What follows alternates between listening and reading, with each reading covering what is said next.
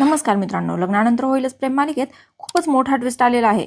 इकडे जीवाने अगोदर नंदिनीला दोन्हीपैकी एक बोट निवडून बाळ होईल का नाही हे बघण्यासाठी सांगितलेलं असतं आणि त्याने हात पुढे केलेला असतो. हे आपण कालच्या भागात पाहिलं होतं आणि आजच्या भागामध्ये आता नंदिनीने हाताची 2 बोटे पुढे केलेली असतात आणि ती जीवाला त्यापैकी एक निवडायला सांगत असते. पण जीवा मात्र निवडतच नसतो आणि तो नंदिनीला म्हणत असतो, अरे हा कुठला खेळ आहे? आणि नंदिनी जीवाला म्हणते, आता हाच खेळ काल नाही का खेळला तुम्ही माझ्यासोबत? आणि त्यानंतर जीवाला ते कालचं आठवतं. त्याने 2 बोट समोर केल्यानंतर नंदिनीने त्यातले एक बोट निवडलेलं असतं आणि त्यामध्ये आलेलं असतं की बाळ नाही होणार आणि त्याला आता भीती वाटत असते की आजही तसंच आलं तर. त्यामुळे तो नंदिनीला म्हणत असतो, नाही नको, हा खेळ नकोच. जीवा म्हणत असतो नंदिनीला, नको हा खेळ नको, कारण ना तू मला प्रामाणिकपणे उत्तर देणारच नाहीस, माझं मन राखण्यासाठी तू मला खोटं उत्तर देशील. आणि नंदिनी मात्र त्याला कन्व्हिन्स करत असते. ती म्हणते, नाही जीवा, जे उत्तर येईल ना ते प्रामाणिकपणे मी तुम्हाला देईल आणि खरं खरं तुम्हाला जे काय आहे ते सांगेल. खरंच, पण जीवा म्हणतोय, पण कशाला खेळायचा आहे हा खेळ? नाही म्हणजे याने साध्य काय होणार आहे? असं जीवा खूप प्रश्न विचारत असतो आणि नंदिनी म्हणते, काल तुम्ही म्हणलात त्यावेळेस मी तुम्हाला एवढे प्रश्न विचारले होते का? मी निमूटपणाने खेळले होते ना? आणि जीवा म्हणतोय, अच्छा म्हणजे तुला फिट्टमफाट करायची आहे का? आणि नंदिनी म्हणते, हे बघा असं काही नाहीये, जे होणार आहे ना ते तुम्हाला खेळ संपल्यानंतर मी सांगेलच.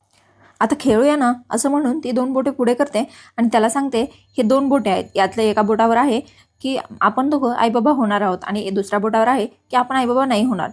तुम्ही नीट विचार करा आणि मग बोट निवडा. असं म्हणून तिने जीवाची इच्छा नसतानाही त्याला बोट निवडायला सांगितलेलं असतं आणि जीवा मात्र घाबरत घाबरत एक बोट निवडतो सुद्धा. आणि जीवाला ज्याची भीती होती तेच उत्तर येतं. त्यानंतर नंदिनी त्याला उत्तर सांगते की आपण आईबाबा नाही होणार. आणि जीवा म्हणतोय, म्हटलं होतं ना नाही खेळायचं म्हणून, मी यासाठीच म्हटलं होतं नको. आता नंदिनी सुद्धा म्हणते, उगाच खेळ खेळलो आपण हा. म्हणजे आता जे नाहीच होणार आहे ते एक्सेप्ट करायला हवं नाही का?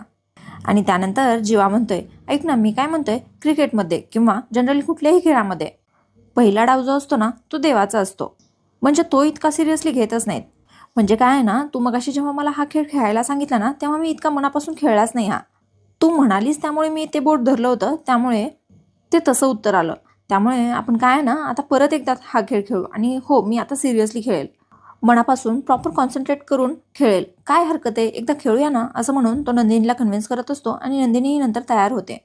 आता नंदिनी परत 2 बोटे समोर करते आणि जीवा त्यातलं एक निवडतो. आता मात्र जीवाने खूप विचार करून बोट पकडलेलं असतं, पण शेवटी काय उत्तर तेच आलं जे अगोदर होतं. आणि आता जीवात परत एकदा म्हणत असतो, नाही नाही आपण परत एकदा खेळू. म्हणजे कसं 3 होतील ना राऊंड, त्यामुळे तो नंदिनीला परत एकदा आणखीन एकदा खेळण्यासाठी कन्व्हिन्स करतो. आणि आता सुद्धा नंदिनी बरं ठीक आहे असं म्हणत 2 बोटे समोर करते आणि जीवा घाबरत घाबरत त्यातलं एक बोट निवडतो सुद्धा. आणि शेवटी काय उत्तर तेच येणार जे पहिलं आलं होतं, म्हणजेच त्या दोघांना बाळ नाही होणार. आणि आता मात्र नंदिनी त्याला धीर देत म्हणत असते. नंदिनी आता जीवाला घेऊन आरशासमोर गेलेली असते आणि ती त्याला म्हणत असते, स्वतःकडे बघा जरा, बघा आपण आई बाबा होऊ शकणार नाही अशी 100% खात्री असणारा हाच माणूस आहे का, बघा जरा. काय जीवा, आत्ता खेळात सुद्धा आपण आई बाबा होणार हे ऐकण्यासाठी सुद्धा 3दा प्रयत्न केलेत तुम्ही. खऱ्या आयुष्यात पण आपण आई बाबा होऊ, त्यावर विश्वास का नाही ठेवत आहात? मनात विश्वास ठेवा, हातावर लिहा, वहीवर लिहा, वहीवर गिरवा, पण मनात विश्वास ठेवा. असं ती जीवाला समजावत असते आणि ती म्हणते, मिराकल घडेल जीवा, तुम्ही फक्त विश्वास ठेवा. ती म्हणते, जीवा तुमच्या आईने सुद्धा 28 वर्षांपूर्वी जर त्यांनी आशा सोडून दिली असती तर आज तुम्ही नसता. प्रयत्न करायचा आहे आणि आपलं ठरलंय की नाही, आपण आपलं बाळ त्या जगातून या जगात नक्की आणणार. आणि हे सगळं ऐकल्यानंतर जीवाला थोडाफार धीर आलेला असतो आणि तो नंदिनीला म्हणतोय, तुला 100% खात्री आहे का? आणि नंदिनी थोडंसं वेगळ्या आवाजातच म्हणते, आता 100% खात्री कशाचीच नसती बाबा, आपण आपलं करत राहायचं, एक दिवस जातील सगळे डाग. आणि तिचा हा टोन ऐकल्यानंतर जीवा म्हणतोय, हे काय नवीन मध्येच? आणि नंदिनी म्हणते, काय म्हणजे तुम्हाला हसवण्याचे प्रयत्न, आणि काय असणार आहे दुसरं? आणि नंदिनी त्याला म्हणते, मला फक्त एवढंच म्हणायचं जीवा की हार मानू नका, काहीतरी मार्ग नक्कीच निघेल. आणि आता जीवा म्हणतोय, यस आता मी निराश होणार नाही, अजिबातच नाही. तो म्हणतोय, खरं तर आणखी एक मार्ग आहे, ते उद्या बघूया. आणि नंदिनी खूप एक्सायटेड होऊन त्याला विचारते, कुठला मार्ग? आणि जीवा म्हणतोय, सांगतो पण एक महत्त्वाचं काम राहिलं. असं म्हणून त्याने आणलेला तो गजरा घेऊन येतोय आणि तिच्या केसांमध्ये माळतोय. आणि आता त्यांच्या या उदास डिस्कशनचा शेवट या त्यांच्या गोड क्षणांनी झालेला दिसतोय. आता दुसरा दिवस उजडलेला असतो आणि इकडे रम्या ऑफिसला आलेली असते आणि ती म्हणत असते बापरे खूप उशीर झाला. आणि ती घाईघाईने तिच्या कॅबिनकडे जात असते. तेवढ्यातच सगळे एम्प्लॉईज उठतात आणि तिच्यासाठी टाळ्या वाजवत आहेत आणि म्हणतायत कॉंग्रॅच्युलेशन्स मॅडम. आणि ते काका सुद्धा म्हणतायत अभिनंदन मॅडम अभिनंदन. पण रम्याला मात्र कळत नसतं की हे अभिनंदन का करतायत. आणि ती म्हणते कशाबद्दल. तेवढ्यातच एक एम्प्लॉई म्हणते अभिनंदन मॅडम तुम्ही बोलला नाहीत पण चांगल्या न्यूज लपून राहत नाहीत. आणि दुसरा एम्प्लॉई म्हणतोय मॅडम तुमचं लग्न ठरलंय ते कळले आम्हाला. आणि ते काका म्हणतायत चला या निमित्ताने गरमागरम कॉफी आणू का. आणि सगळेजण त्यांना हो म्हणतात. आणि ते काका रम्याला म्हणतायत मॅडम तुमचं पुन्हा एकदा कॉंग्रॅच्युलेशन्स. आणि असं म्हणून ते तिथून निघून जातात. रम्या त्यांना थँक्यू म्हणते आणि बाकी सगळ्या एम्प्लॉईजला म्हणते बॅक टू वर्क. आणि त्यातल्याच एका एम्प्लॉईला विचारते हे सगळं कोणी सांगितलं. आणि ती लगेच सांगते पार्थ सरांनी. आणि त्यानंतर ती ओके म्हणते आणि रागारागात अशी पार्थच्या कॅबिनमध्ये जात असते.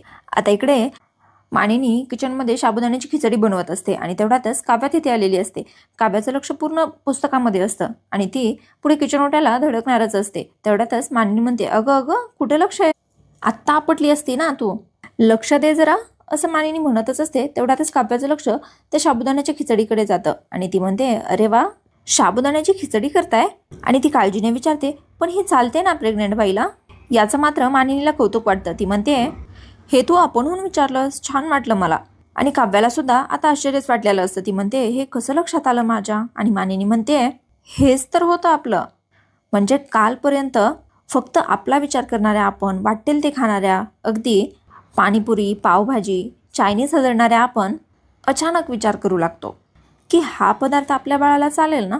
आणि तेवढ्यातच मजाक करत मानिनी म्हणते खरं तर खिचडी चालणार नाहीये अगं कारण साबुदाणा बटाटा शेंगदाणे या सगळ्यांनी भयंकर ॲसिडिटी होते म्हणून. पण दह्यातली काकडीची कोशिंबीर करणार आहे मी आणि ती जर का तू बाउल भरून खाणार असशील तर मग तुला साबुदाण्याची खिचडी मिळेल पण एकदम थोडी हां. आणि हे ऐकल्यानंतर काव्या खुश झालेली असते आणि ती मानिनीचा हात हातात घेऊन म्हणते थँक्यू. आणि मानिनीला म्हणते आय लव्ह यू सासूबाई तुम्ही किती गोड सासू आहात हो. असं म्हणून ती हसत असते. आणि काव्या तेवढ्यातच विचारते मला सांगा तुम्ही खिचडी आत्ता करताय म्हणजे देशमुखांचा बोका काही खिचडी खाऊन गेलेला नसेल. आणि मानिनी म्हणते नाही त्याला मी म्हणाले की खिचडी डब्यातून पाठवते पण तरी तो नाही म्हणाला. म्हणे नको नको साबुदाणा नको पोट सुटायला लागले मला जरा आत्ताच लक्ष दिलं पाहिजे नाहीतर काही दिवसात काव्याचं आणि माझं पोट सेमच दिसायला लागेल. आणि काव्या म्हणते काहीही बोलतात असं म्हणून त्या दोघी हसतच असतात. तेवढ्यातच काव्या म्हणते ज्यांना खिचडी खाता येत नाहीये त्यांना विचारा ना काय त्रास होतो. पण मी एक काम करते आई असंही मला क्लासला जायचंच आहे. टेस्टचा रिझल्ट आहे आज. क्लास आणि ऑफिस जवळजवळच आहे तर मग देशमुखांसाठी डब्बा मी घेऊन जाईल. आणि मानिनी काळजीने म्हणते अगं मग काय उन्हातानाची जाणार आहेस का. आणि काव्या म्हणते मग ऊन उतरल्यावर जाईल. आणि मानिनी म्हणते पण तोपर्यंत जेवण झालेलं असेल ना. आणि काव्या म्हणते चहाच्या वेळेत घेऊन जाईल तेव्हा तरी खातीलच ना पार्थ देशमुख आवडते त्यांना. हा टाइमलेस पदार्थ आहे साबुदाण्याची खिचडी. आणि मानिनी म्हणते चालेल घेऊन जा आणि रिझल्ट मला कळव बरं. त्यानंतर काव्या कळवणार असं म्हणते आणि तिथून निघून जाते. आता इकडे ऑफिसमध्ये मात्र आश्चर्यच घडलेलं असतं. कॅबिनमध्ये पार्थ विजयसोबत बोलत बसलेला असतो आणि तेवढ्यातच तिथे काव्या येते आणि ती पार्थला विचारतच असते की पार्थ तू माझ्याबद्दल आणि असं म्हणणार. तेवढ्यातच तिचे लक्ष विजयकडे जातं आणि विजयला तिथं पाहून तिलाही आश्चर्यच होतं. आणि ती विजयला म्हणते तू इथे. आणि विजय मात्र त्याच्या रोमॅन्टिक अंदाजमध्ये म्हणतोय good morning sweetheart how are you today. हां. आणि तो रम्याला म्हणतोय काय किती उशीर एवढ्या उशिराने येतेस तू ऑफिसला. मजा आहे बाबा देशमुखांनी लाडात वाढवले तुम्हाला. आणि तेवढ्यातच पार्थ म्हणतोय अरे बाबा देशमुखांच्या सगळ्या मुलींचे असेच लाड होतात. हां त्या दिवशी तू आलास आणि तुला नेमकं काहीतरी वेगळंच चित्र दिसलं. आणि विजय म्हणत असतो फॉरगेट अबाउट इट असं म्हणणार. तेवढ्यातच रम्या म्हणते तुमचं पॅचअप झालं का. त्या दोघांना असं बोलताना पाहून रम्याला मात्र खूपच शंका येत असते आणि आश्चर्य वाटत असतं. आणि तेवढ्यातच विजय तिला सांगतोय हो पार्थचा कॉल आला मला सकाळी. आणि तेवढ्यातच पार्थ म्हणतोय मी म्हटलं जाऊ दे रात गई बात गई ये ऑफिसला. ऑफिस समोर छान फालुदा मिळतो मागवलाय. आणि रम्याला म्हणतोय हो आणि काय आहे तुझा होणारा नवरा येणार म्हटल्यावर जंगी स्वागत झालं पाहिजे ना. आणि विजय म्हणतोय हो अरे मी सकाळी आलो तेव्हा लोक फुलं बिलं घेऊन उभारलेली होते मला कळेच ना काय चाललंय काय.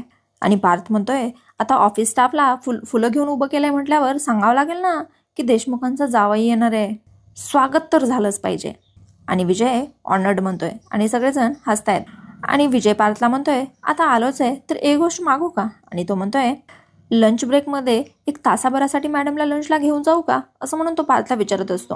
आणि तो मध्येच म्हणतोय चोरून. आणि पार्थ म्हणतोय चोरून कशाला, अरे सगळ्यांसोबत बिंदास घेऊन जा, रम्या तुझीच आहे. आणि तो रम्याला म्हणतोय हो ना रम्या. रम्या फक्त थोडंसं हसते, काही रिॲक्शन देतच नाही, कारण तिला बिलकुल आवडलेलं नसतं हे सगळं. आणि विजय एक्सक्लुझिव्ह रेस्टॉरंटमध्ये बुकिंग करतो, तुला आवडेल तिकडे जायला, असं रम्याला म्हणत तो तिथून निघून जातोय. आणि आता मात्र रम्या पार्थला बोलते. रम्या खूप रागात म्हणते हे काय होतं पार्थ. आणि पार्थ तिला म्हणतोय काय होतं म्हणजे, विजय बरोबर पॅचअप केलेलं आवडलं नाही आहे का तुला. आणि रम्या आता म्हणते की नाही तसं नाही, पण तुला जर त्याच्याबरोबर पॅचअप करायचंच होतं तर तू त्याच्या ऑफिसमध्ये जायचं ना, त्याला कशाला इथे बोलवायचं. इथे सगळ्यांबरोबर त्याची ओळख करून देण्याची काय गरज होती. मला इतक्यात आमच्याबद्दल सगळ्यांना सांगायचं नव्हतं, इट्स पर्सनल. आणि रम्या असं म्हणते. तेवढ्यातच पार्थ म्हणतोय रम्या मी सहजच केलं, माझं तसं काही इंटेन्शन नव्हतं. असंही तू म्हणतेस ना, आनंद हा पर्सनल नसावा, आनंद वाटला पाहिजे, मग तो वाढतो. आणि तू नाही का शेअर केली माझी आणि काव्याची गोष्ट पूर्ण ऑफिससोबत, बट नथिंग्स पर्सनल. बाकी विजय बरोबर पॅचअप केलेलं आवडलेलं दिसत नाहीये तुला. आणि तो असं थोडंसं डाऊटफुली रम्याला विचारतोय रम्या तू मनापासून विजयसोबत आहेस ना. काव्याला मात्र हे सगळं काही आवडलेलं नसतं आणि ती थोडीशी नाराजच असते. आणि ती त्याला म्हणत असते, म्हणजे त्याला अक्षरशः ती टाळतच असते. आणि ती म्हणते मी कॉन्फरन्स रूममध्ये चालली आहे, आपले क्लायंट येणार आहेत रस्तोगी सर, त्यांना प्रेझेंटेशन द्यायला. आणि तेवढ्यातच पार्थ म्हणतोय त्याचं टेन्शन नको घेऊ, तो मी रोहितला सांगितलंय ऑलरेडी. आणि रम्या म्हणते रोहित तो नवीन आहे आणि प्रेझेंटेशन मी तयार केलंय ना, त्यामुळे मला प्रेझेंट करता येईल व्यवस्थित. आणि तिला थांबवत पार्थ म्हणतोय रम्या नको टेन्शन घेऊ, एन्जॉय दी मोमेंट. म्हणजे आता रम्याचा खरा चेहरा समोर आणण्यासाठी प्लॅन करतोय पार्थ. आणि रम्याला पार्थ म्हणतोय Vijay must be waiting, please enjoy, असं म्हणून तो तिला तिथून जायला सांगतो. आता रम्याचा पारा मात्र खूप चढलेला असतो, पण ती काही न बोलता तिथून निघून जाते. आता याचा बदला म्हणून रम्या काय करणार हे पाहणं खूपच रंजक ठरणार आहे. आणि इकडे आता घरी जीवा आणि नंदिनी आलेले असतात. ते बहुतेक हॉस्पिटलमधून आलेले असतात आणि जीवा नंदिनीला सावकाश चला असं म्हणून धरून आणत असतोय. तेवढ्यातच तिथे मानिनी येते.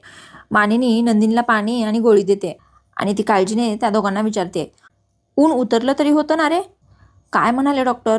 आणि जीवा म्हणतोय नाही डॉक्टर नाही भेटले, पण पार्थदादाने त्यांना सांगून ठेवलं होतं ना, त्यामुळे गेल्या गेल्या आम्हाला लगेच आत घेतलं.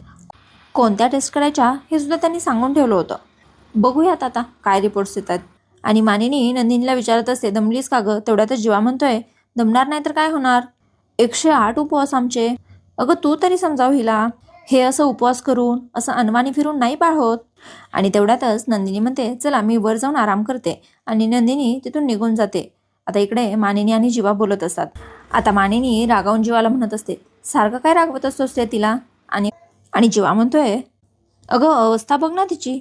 आणि मानिनी म्हणते असू दे रे, हे बघ जीवा तुझी काळजी मला कळतीये, पण तुला सांगू का नंदिनीचा जो विश्वास आहे, तिची श्रद्धा आहे, त्याला छेडू नको रे. हे बघ जीवा, देव दिसणं म्हणजेच फक्त श्रद्धा नसते, तो आहे याची जाणीव होणं, ते मानणं म्हणजे श्रद्धा असते. आणि तुला सांगू कधी कधी संकटांचा काळो जेव्हा गडद होत जातो ना, तेव्हा श्रद्धेचा दिवा प्रखर होत जातो. कळलं, म्हणून सांगते तिला मागे खेचू नकोस, सगळं नीट होईल. आणि ती जीवाला म्हणते दमलास का तू पण, नको जास्त विचार करू, असं म्हणून त्याला मांडीवर झोपवते. आता इकडे ऑफिसमध्ये काव्या पार्थचा डबा घेऊन आलेली असते आणि ती आल्याबरोबर सगळेजण उभारून तिला कॉंग्रॅच्युलेशन्स करतात. पण काव्यालाही कळतच नाही की हे कॉंग्रॅच्युलेशन्स का करतायत. आणि काव्याला वाटतं तिच्या टेस्टचा रिझल्ट लागल्यामुळे सगळेजण तिचं अभिनंदन करतायत. आणि ती म्हणते की 1 मिनिट थांबा, माझ्या टेस्टचा रिझल्ट लागला हे तुम्हाला कसं कळलं. आणि तेवढ्यातच एक एम्प्लॉय म्हणते अहो टेस्टचा रिझल्ट नाही, तुम्हाला बाळ होणार आहे ना, त्यामुळं अभिनंदन करतोय, कालच सरांनी आम्हाला मिठाई सुद्धा दिली. काव्या सगळ्यांना बसायला सांगते आणि ती सरळ केबिनमध्ये जाते पार्थच्या. आता तिथे ऑलरेडी दोघंजण बोलत असतात आणि पार्थ तिला म्हणतोय काव्या या तुम्ही बसा, 2च मिनिट फक्त. आता काव्या तिथे बसते आणि त्यांचं सगळं बोलणं ऐकत असते. आता तिथे एक प्रेग्नेंट एम्प्लॉई असते आणि तिचे हस्बंड असतात. ती एम्प्लॉई म्हणत असते सर काही नाही, मला फक्त 2 दिवस सुट्टी हवी होती, माझं ढोहाळे जेवण आहे ना त्यामुळे. आणि तिचे हस्बंड म्हणत असतात मी हिला काय म्हणतोय सर, आता 7वा महिना लागलाय, 3 महिने आराम कर, पुढे बेबी झाल्यावर 3 महिने वेळ घे, म्हणजे 6 महिन्याची पेड लीव घेता येईल ना. आणि ती लेडी मात्र म्हणत असते, सर पण कशाला, मी ठीक आहे. मग पार्थ म्हणतोय, बरं मग काय म्हणणं आहे तुमचं? आणि ती काय बोलणार तेवढ्यातच काव्या म्हणते, सॉरी मी मध्ये बोलते, पण यांनी सुट्टीवर जावं असं तुम्हाला का वाटते, असं म्हणून ती तिच्या हस्बंडला विचारते. आणि ते काव्याला सांगतायत, अहो मॅडम आता 7वा महिना लागलाय, कुठे ती ट्रेनने ट्रॅव्हल करणार, ऑफिसपर्यंत चालत येणार, 8-8 तास बसून इथे काम करणार, पोट पाय हात तिचं सगळंच दुखेल, त्यापेक्षा आराम करायला हवा ना. मी तिच्या भल्याचंच सांगतोय. आणि त्याचं हे बोलणं ऐकल्यानंतर काव्या तिला विचारते, ताई तुम्हाला सुद्धा असंच वाटतंय का, की कुठे एवढं मरमर करत येणार ऑफिसला? आणि त्या मॅडम म्हणतायत, नाही अजिबात नाही, बाळाने साथ दिली तर मी अगदी 9 महिने 9 दिवसापर्यंत काम करायला तयार आहे. इतकंच काय, तर मी पलीकडच्या मॅटर्निटी होममध्ये नाव नोंदणी सुद्धा केली आहे. आणि काव्या आता तिच्या हस्बंडला सांगते, सी अगदी 9 महिने 9 दिवस काम करण्याची तयारी आहे त्यांची. पण तुम्ही काय म्हणालात, कुठे एवढा ट्रेनने प्रवास करणार, मरमर करणार, कुठे स्टेशनपासून इथपर्यंत चालत येणार, इथे येऊन 8-8 तास काम करणार, आणि काय म्हणालात तुम्ही, पोट दुखेल, पाठ दुखेल, पाय दुखतील, हे सगळं तुम्ही का ठरवताय? त्या ताई आणि त्यांचं बाळ बघून घेतील ना काय करायचं ते, त्यांना कमी लेखू नका. आणि कदाचित स्टेशनवरून इथे चालत येणं हाच त्यांचा वॉक असेल, व्यायाम असेल, बाळ पोटात असतानाही ऑफिसला येऊन काम करण्याची तयारी आहे त्यांची, तुम्ही त्यांना कमी लेखू नका. कसं आहे ना दादा, आम्ही बायका आम्हालाही सांभाळू शकतो आणि आमच्या बाळालाही सांभाळू शकतो, आणि हो आमच्या करिअरला सुद्धा सांभाळू शकतो बरं का, तुम्ही काळजी करू नका. आणि ती त्यांना म्हणते, रेवतीताई काळजी घ्या स्वतःची आणि मस्त काम करा, ऑल दी बेस्ट. आणि आता काव्याचं हे बोलणं मात्र सगळ्यांनाच पटलेलं असतं. त्यानंतर पार्थ त्यांना म्हणतोय, डोंट वरी, मी ड्रायव्हरला सांगून ठेवतो, तुम्हाला काही इमर्जन्सी असेल तर तो तुम्हाला हॉस्पिटलला घेऊन जाईल, तुम्ही काम करा. आणि तो तिच्या नवऱ्याला सांगतोय, संकेत तुम्ही नका पडूयात. त्यानंतर त्या ताई थँक्यू म्हणतायत आणि ते दोघंजण तिथून निघून जातात. आता मात्र काव्याचं पार्थला कौतुक वाटलेलं असतं आणि त्यामुळे पार्थ आता टाळ्या वाजवून काव्याला म्हणतोय, वा काव्या मॅडम वा.